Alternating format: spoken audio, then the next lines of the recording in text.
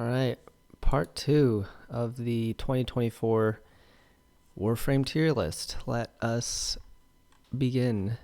So, can't remember who we left off with, but I'll put a link in the description for the part one. I think it might have been Equinox, maybe. But now we are on Baruch. So Baruch is one of those really powerful, properly exalted weapon frames, similar to, Excalibur and who's the other one? Valkyr. So he has a really strong weapon. He's kind of in between Valkyr and Excalibur as far as survivability, because he does have that 90% damage reduction. And then his his exalted weapon is really strong. I'd say it's stronger than both of them. So I almost would put him in the B plus, but I'm just gonna put him on the top of B, because it is that very one-dimensional playstyle where you basically just spamming your 4 the whole time.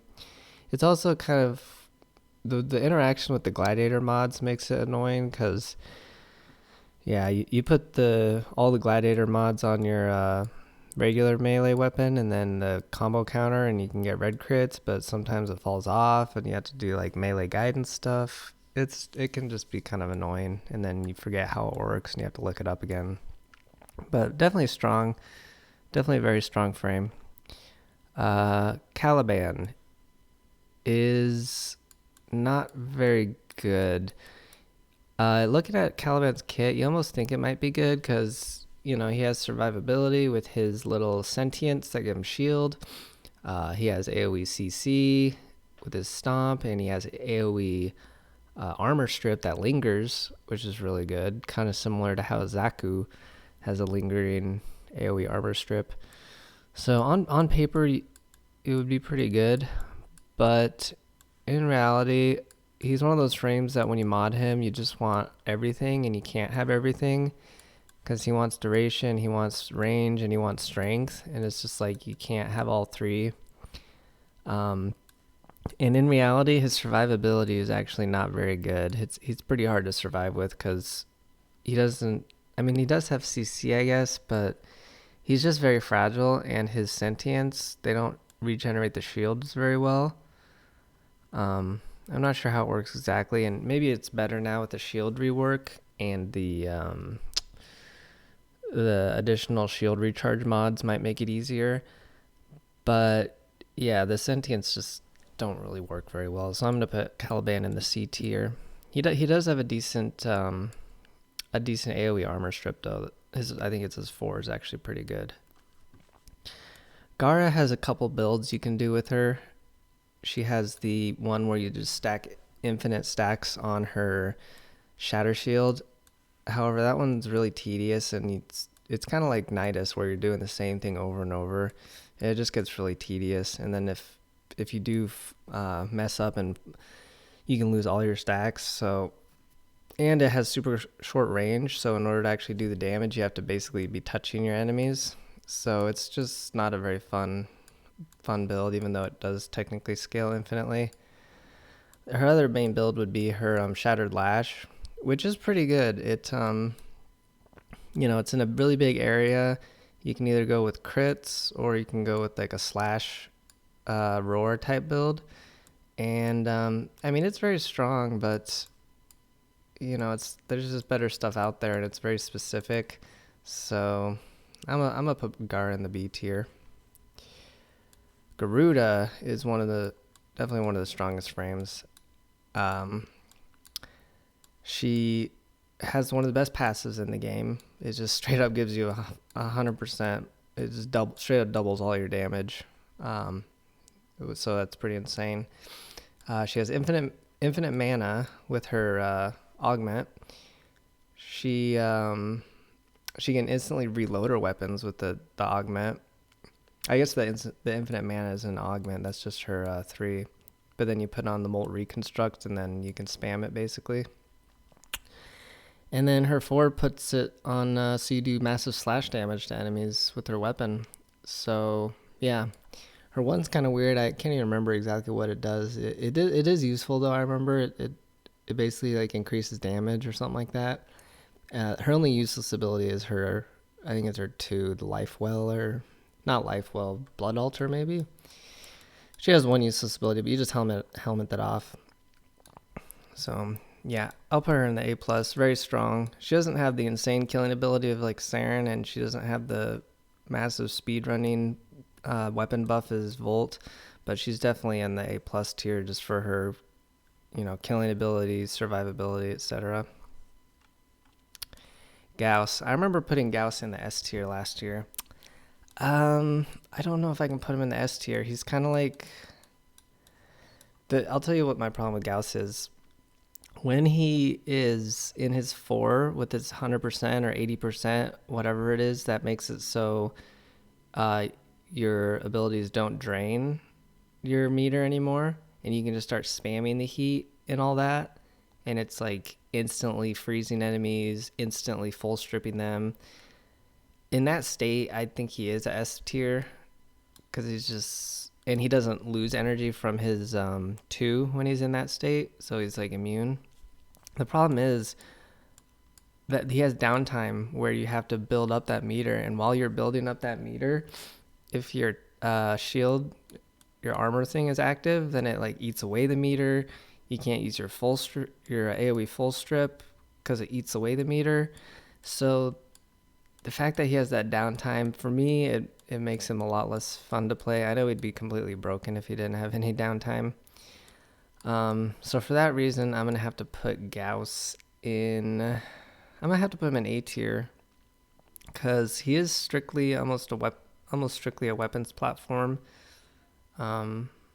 Like these A+ tiers just have broken ways to murder enemies. Gauss, yeah, when he's fully charged, he can kind of murder enemies, but when he's not fully charged, it's just like it's not as good. But he is really fast, and he does have insane weapons buffs, so yeah, and the fun factor almost makes me want to put him in A+, but I'm gonna put him in A.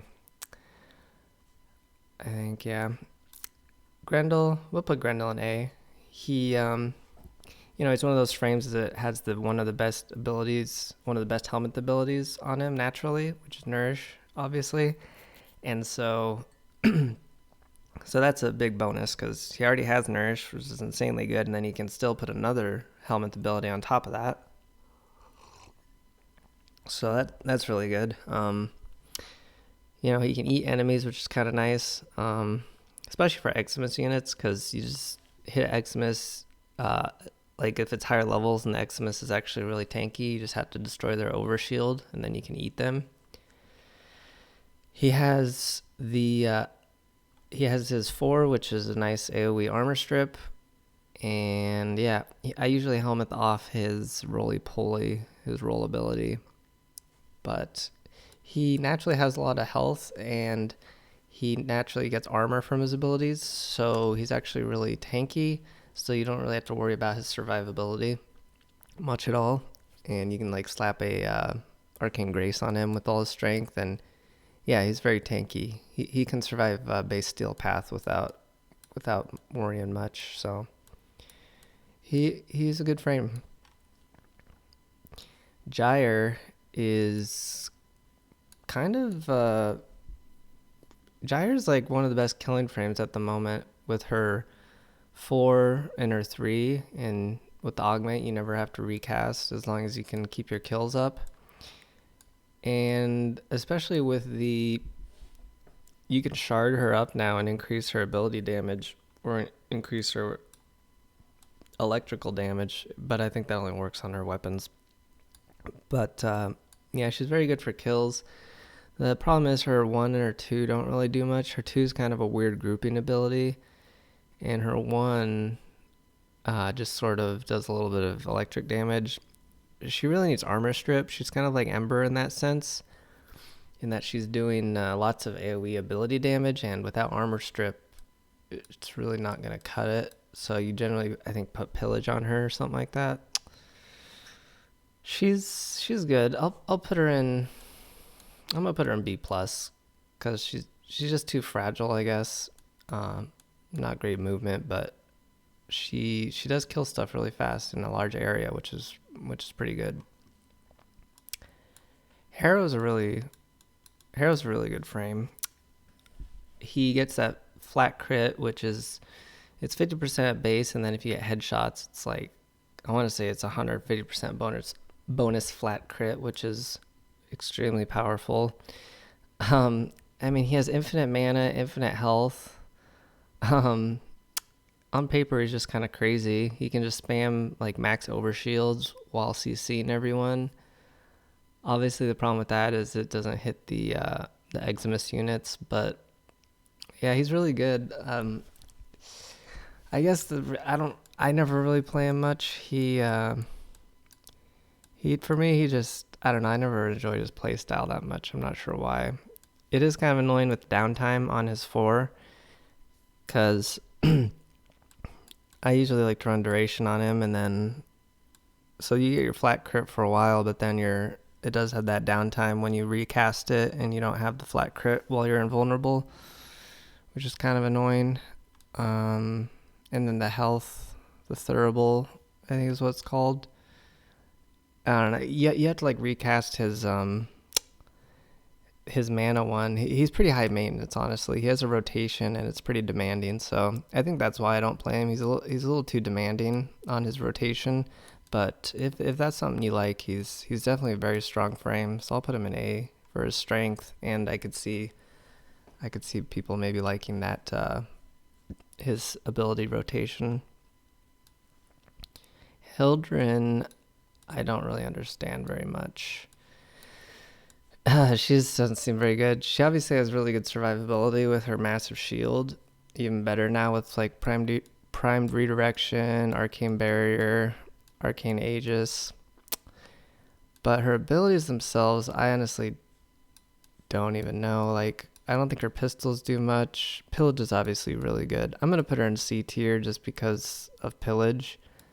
Kind of like Valbon just is in C just because of his vortex sucky.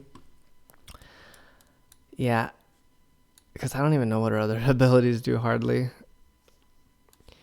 Anaros is a bunch of health, and he also gets status immunity from his 4, which is pretty good.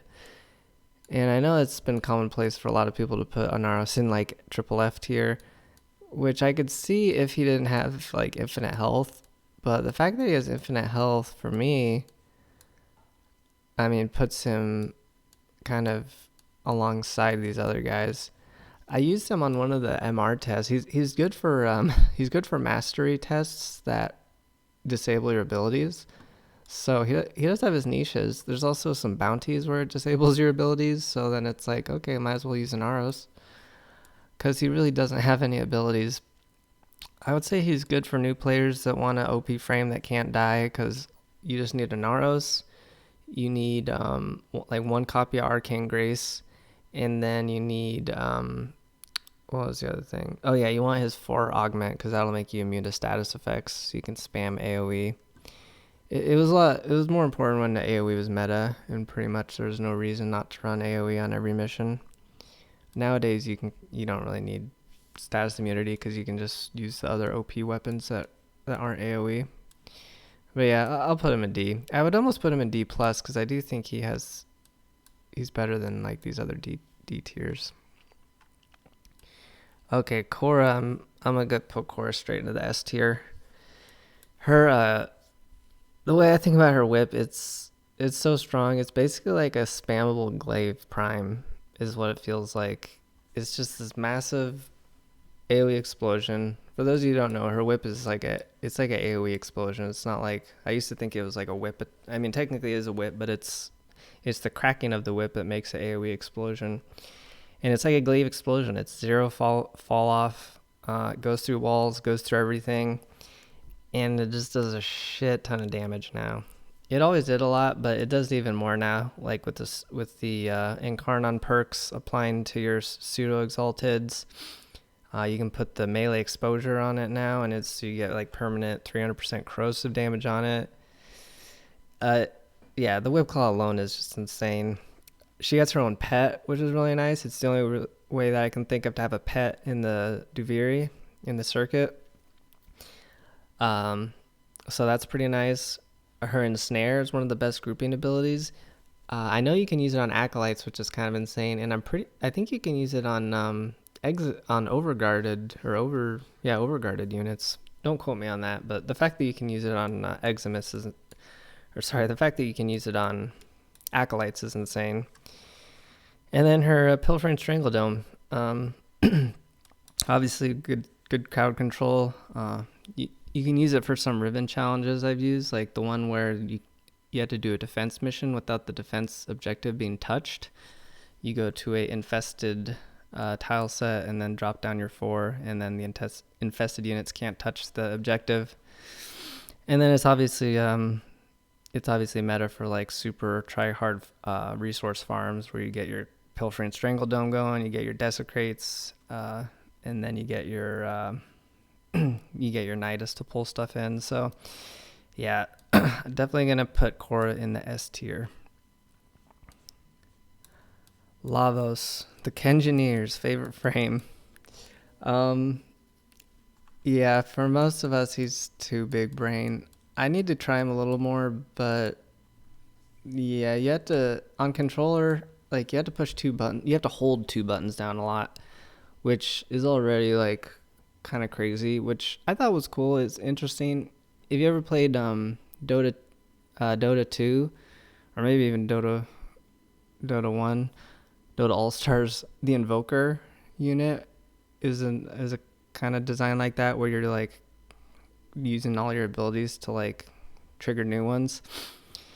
The problem with Lavos is like reading through his kit and testing it just seems like they don't do anything. It's like I can do 10 electric damage, or I can do 10 corrosive damage.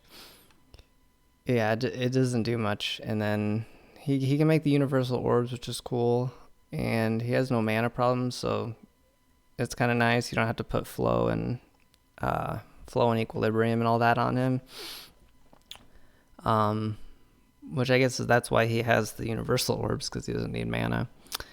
Anyway, yeah, I'm gonna have to put him in D. He might be C. I really can't see him being higher than C though, from what I saw, unless I'm missing some augments, or if I'm missing something. I just don't understand what he does, to be honest. Like, he just hits people and doesn't do very much damage. So yeah, I'm gonna have to put Lavos in D. It's kind of like Limbo, like you can mess around and do your fun stuff, but it doesn't seem to do much. Neza is very strong. He has his Chakram, which is really good. His Chakram, it's a damage debuff, or damage vulnerability, which not a lot of frames have. And it scales with power strength, so it's pretty easy to make it so that you're doing like 200, 300% damage. So 3 or 4 times as much bonus damage on enemies, which is insanely good. You can also teleport with it, which I'm not very good at, but I think you could get pretty good at speeding through missions with teleporting with the Chakram. His 1 cleanses status effects and makes him run faster, so he's got that nice speed. His 3 makes him really tanky, and he's basically, as long as you have mana to recast your 3, he can't really die until, I don't know what level. It's a while before enemies can kill him, because he can die. He is able to die through his 3, because he does still take some damage. So he does eventually die, but and then his 4 is AoE CC. I usually helmet that off, and because he doesn't really need the CC, but it's a decent ability. So yeah, that's a very strong. He's almost A+, honestly. I'll just stick him in A, though, for now. I'll just stick him in A. He's kind of Garuda tier, to be honest, but yeah, I'll stick Neza in A. Nidus, another one of those cool frames with an interesting kit, but it just ends up not doing much.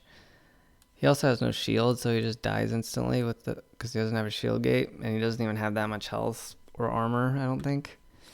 So I'm gonna throw Nidus in C. It's a cool concept, and it's definitely something I think everyone should try. But once you try it and figure it out and figure out how it works, you're probably not gonna want to do it much more. Because you just find a giant group of enemies, don't kill them, spam your one on them to get your stacks up, and then you have like infinite revives pretty much. And yeah, that's it. I mean, the most relevant thing for Nidus, honestly, is him as a Spectre, because he'll do his tether to you. And I don't know if you know, but his tether does a final ability power bonus. So it gives you like 40% or 30% ability strength, but it's final. So it doesn't add to your bonus, it multiplies it. So like say you already have 300 ability power, Nidus tethers to you, and instead of like, I don't know what the math would be, but basically you can get like crazy high ability strength numbers. Octavia is a broken frame. You just spam crouch, which is annoying, but if you spam crouch, get her invisibility. Enemies kill themselves. It scales off the enemy damage, so she can make enemies kill themselves basically forever. Yeah, I would put her put her in S tier, or sorry, A plus tier, just because. I mean, she's not that good at killing enemies. She does have to wait for them to kill themselves. But she has some of the best buffs in the game with her her 4 and her 3. There's just like so many buffs. Yeah, A plus. Protea, she's the turret maker. She's got really good survivability with her 1. Like her 1 it's almost like an arcane aegis, and if you recast it, it starts reshielding you again. Her turrets are really good. They do require kind of a lot of like modding and like weird stuff to do if you want to really maximize their damage, which is kind of annoying. But I mean, they do good damage either way. Really you want a grouping if you can put like ensnare or some grouping ability on her, because then her turrets, I think they have an AoE hit, so their combo multiplier goes up like crazy on grouped enemies. Her 3 is obviously insane. It's like infinite ammo, infinite mana. And then her 4, you helmed it off. I don't think I might have used it once or twice when I first leveled it, but I can hardly remember how her 4 works. I mean, her 4 is like really good in like League of Legends on Echo and games like that, but in Warframe, you don't really need to go back in time like that. So,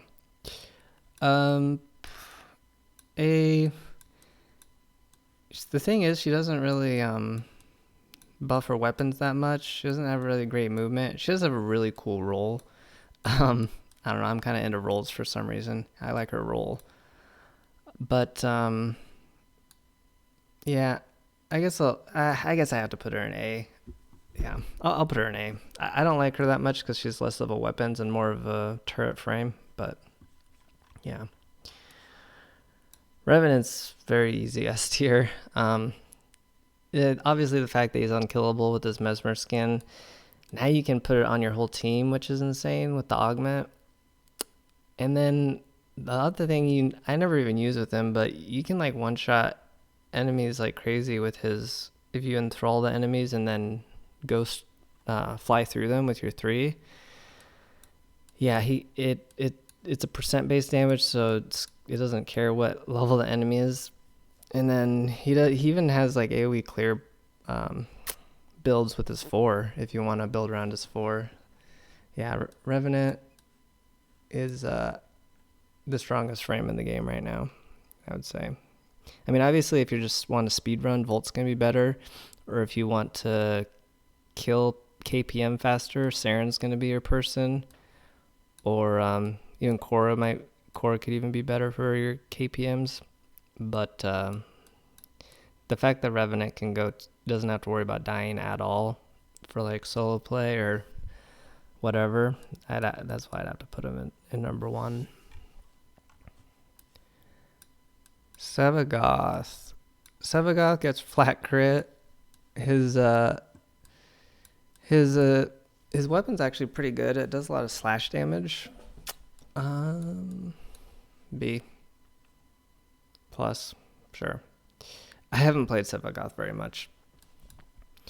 He also requires like a bunch of forma because you have to forma his ghost form. So it's like forming 2 Warframes.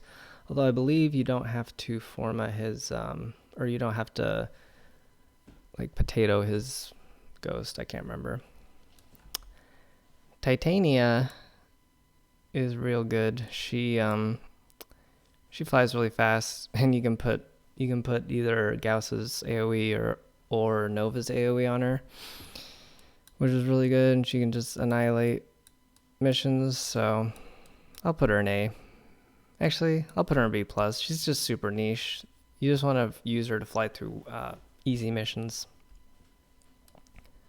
Wisp has got to be the best support in the game just because of her motes. They all the health makes it so you're basically unkillable for low level missions or even like base steel path. All the health and regen. The electricity like CCs everything, which sometimes you actually don't want to use the electricity because it slows down everyone's KPM. And then what's the other mote do? Electricity, health. I can't remember what the other one does. I think the other one's always good though.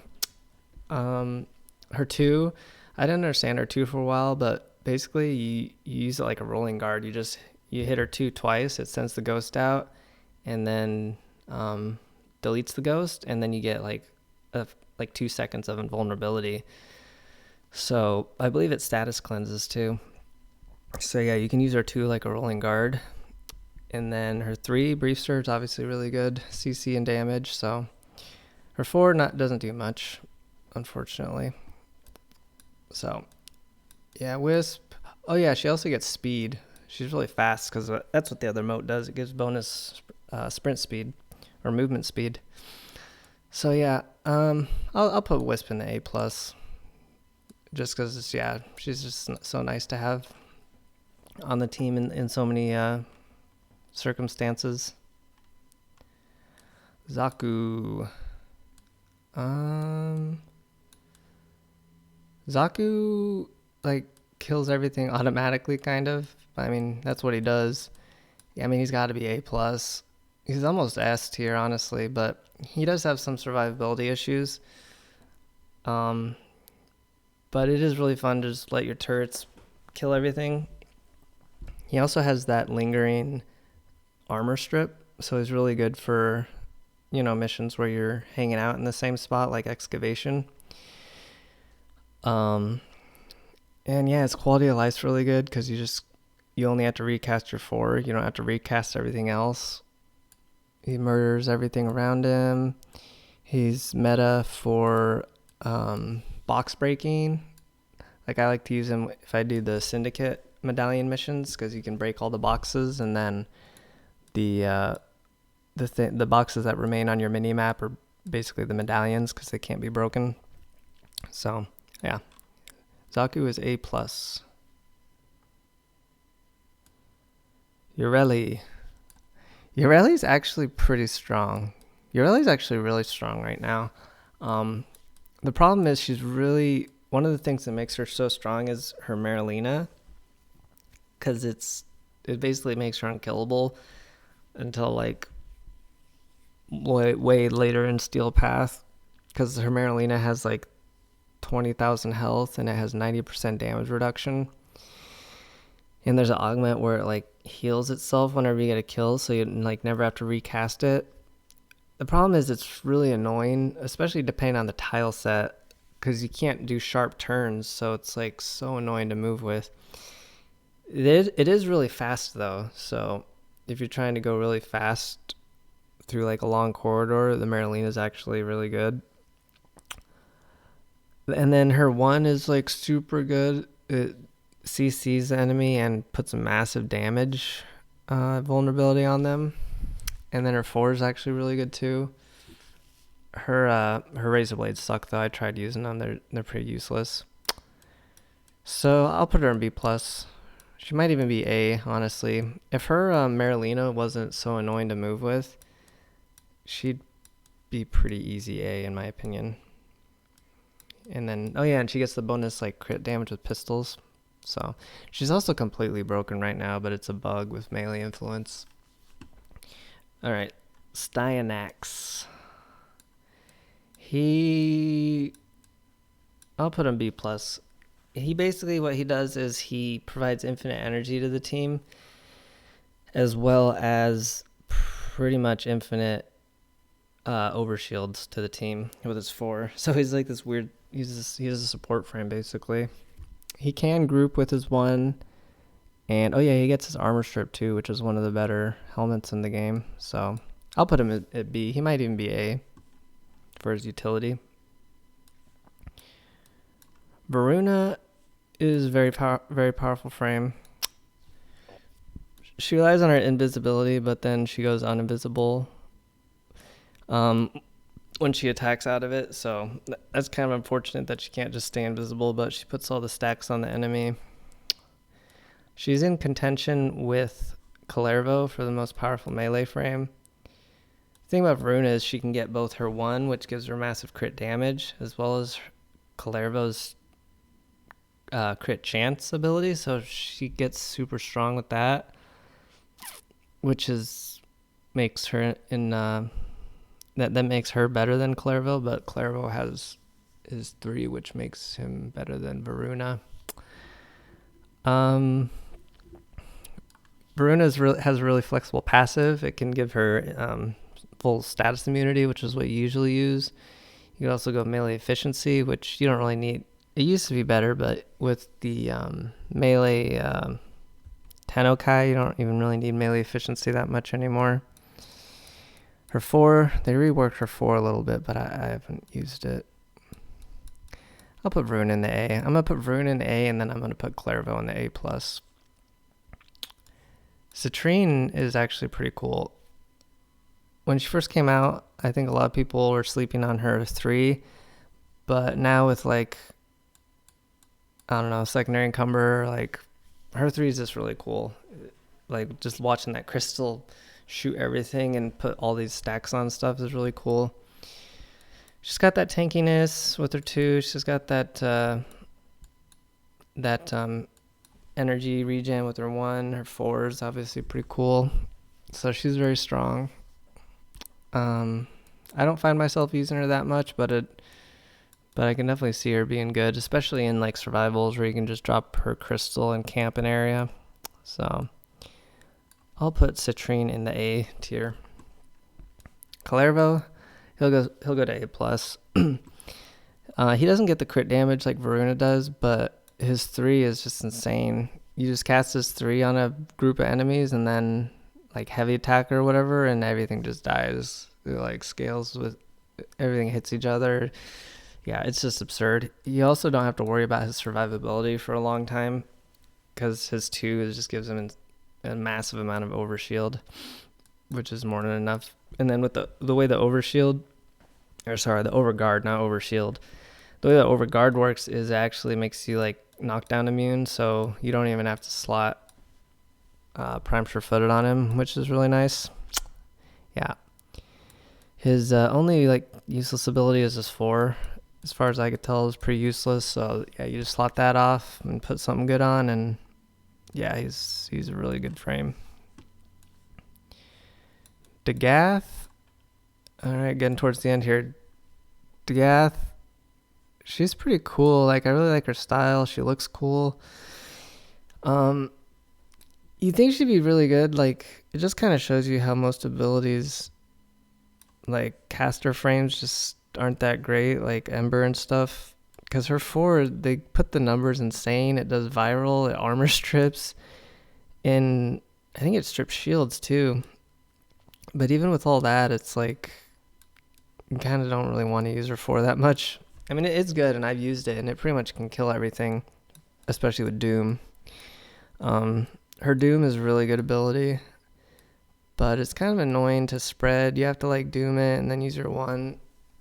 Oh, she has survivability problems. You kind of have to shield gate her with her 1. I'll put her in B+. She might be better.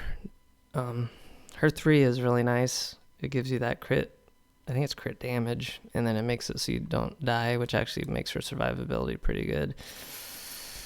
I'll put her in A tier, actually. I think Deghath's pretty good. Alright, finally, the most recently released Warframe, Corvex. Is Corvex strong? Is he weak? He's kind of bad. He has a very unique grouping ability, which is cool. Because it's the only grouping ability that, like, extends out that far and then, like, smushes everyone into a line, and then you can like mow them down with like Soma Prime, which is cool. But like his one, like, why do you want a AoE radiation? I mean, I guess, yeah, it confuses all the enemies, which is kind of nice. It is kind of cool how his one makes little towers too. His two is really annoying because it makes a giant ring of little stones around you, which is annoying. I just find it annoying to look at. I wish you could like make it go away or something. But it does basically give him status immunity, which is nice. So you don't get bleed proc, you don't get toxin proc, you don't get knocked down. Or I guess that's his 3, yeah. And then his 4 is the giant laser beam, which is pretty cool. I don't know, Warframe is just more of a gun game for me. Yeah. I'm trying to think what abilities are like really good kill abilities that don't, because I was gonna say like Korra's 1, yeah, that's like a really insane kill ability, but that's basically a more like a weapon. Like Garuda's 4, but that requires weapons. Misses 4, but that's basically a gun. There's just not really very many abilities that like you really want to kill with. Like Banshee used to have her 4 that you could use in Hydron, and that was pretty fun because it just cleared the whole map.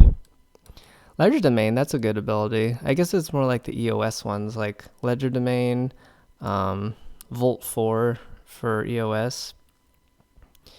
But yeah, those are the abilities that like scale off of enemy density. Oh yeah, Proteus 4 or Proteus 2 is a good example of a really strong kill ability that you actually want to use.